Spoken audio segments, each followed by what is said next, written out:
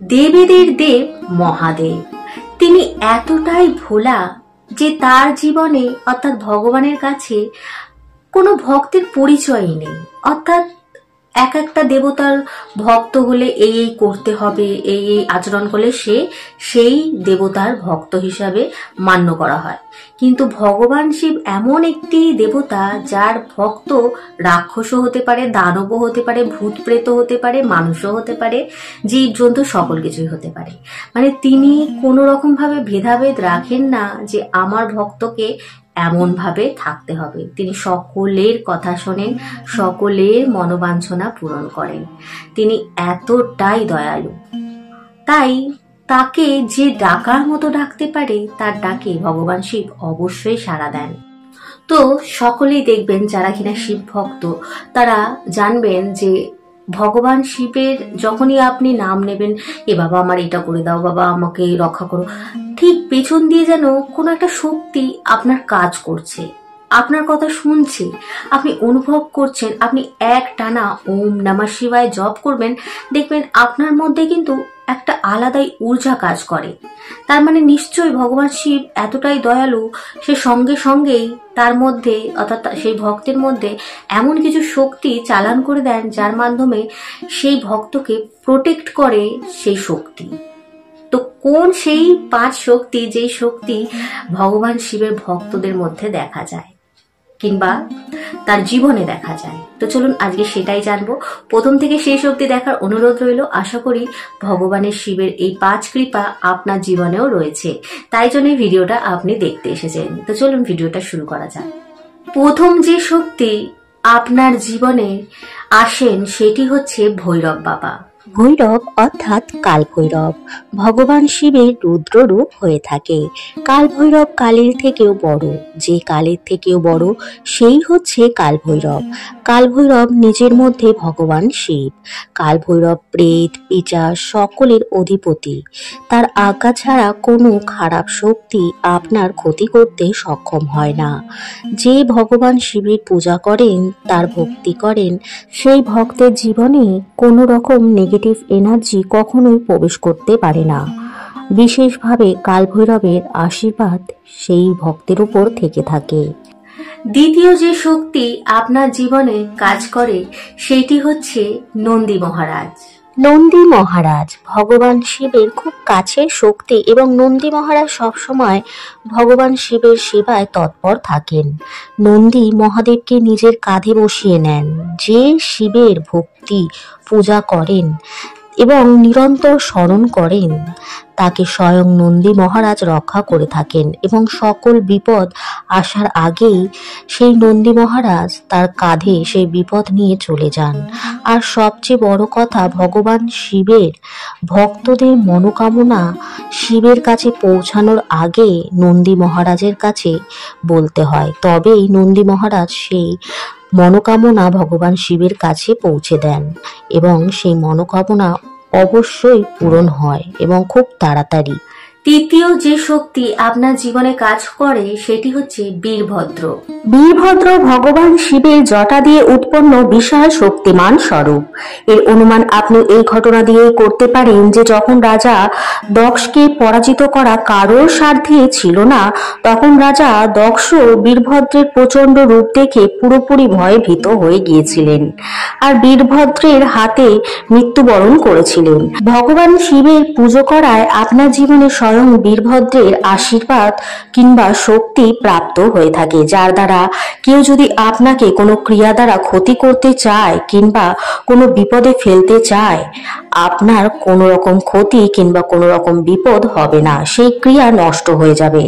যার দ্বারা আপনার প্রাণহানি ঘটতে পারে, সেই বিপদ কাটতে স্বয়ং বীরভদ্র এসে উপস্থিত হন এবং সেটি আপনার বিপদ হওয়ার আগেই তিনি সংকেত যখনই পাবেন তিনি কিন্তু আপনার সামনে এসে হাজির হবেন। আমরা হয়তো খালি চোখে তাকে দেখতে পারবো না, কিন্তু আমাদের আশেপাশেই এমন এমন ঘটনা ঘটবে, হয়তো কোনো মানুষ আমাদের সাহায্য করলো কিংবা কোনো জীবজন্তু আমাদের সাহায্য করলো, কিংবা আমার নিজের মধ্যে আমি একটা শক্তি অনুভব করলাম, সেটাও কিন্তু ভগবান শিবের দ্বারা আমরা প্রাপ্ত করে থাকি, অর্থাৎ বীরভবদেরও আশীর্বাদ আমরা পেয়ে থাকি। চতুর্থ যে শক্তি আপনার জীবনে কাজ করে সেটি হচ্ছে হনুমানজি।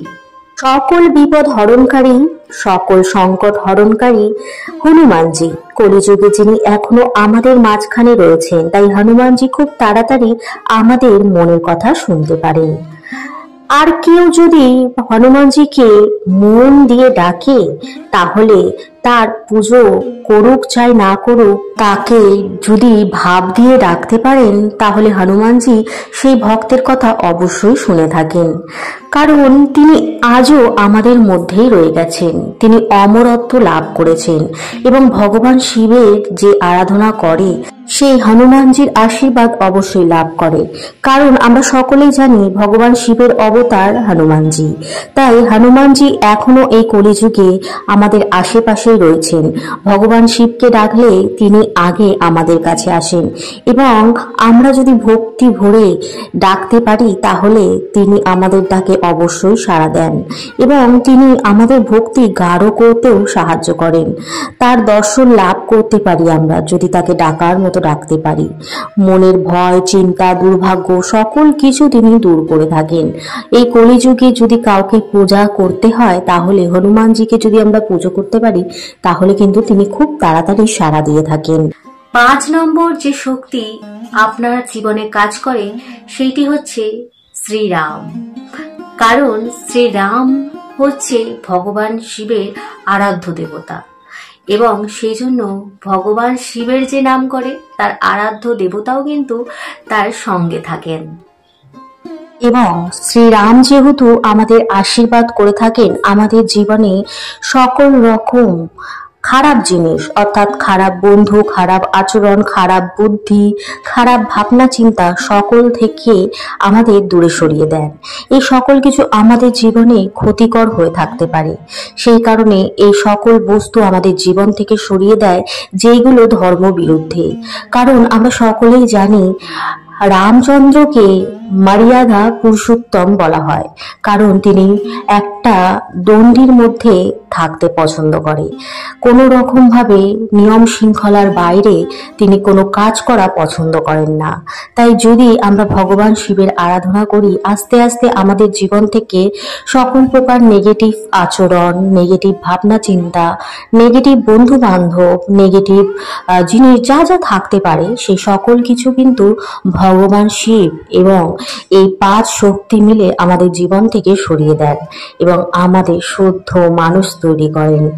এর সঙ্গে আমাদের ভালো ভাবনা, ভালো চিন্তা, ভালো বুদ্ধি এবং সবচেয়ে বড় কথা আধ্যাত্মিকতা আমাদের জীবনে দিয়ে থাকেন। তাই এই জন্য আমাদের অবশ্যই ভগবান শিবের আরাধনা করা উচিত। তো বন্ধুরা, আপনারাও কি কখনো অনুভব করেছেন কোন শক্তি আপনার জীবনে কাজ করছে?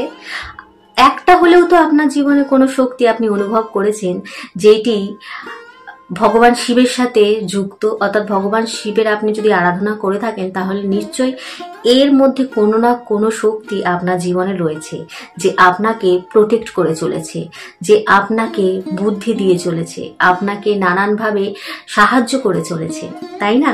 তো চলুন আজকের মতন এখানেই বিদায় নিচ্ছি। ভালো থাকুন, সুস্থ থাকুন, সুরক্ষিত থাকুন, ভালোবেসে বলতে থাকুন হরে কৃষ্ণ, রাধে রাধে, ওম নমঃ শিবায়।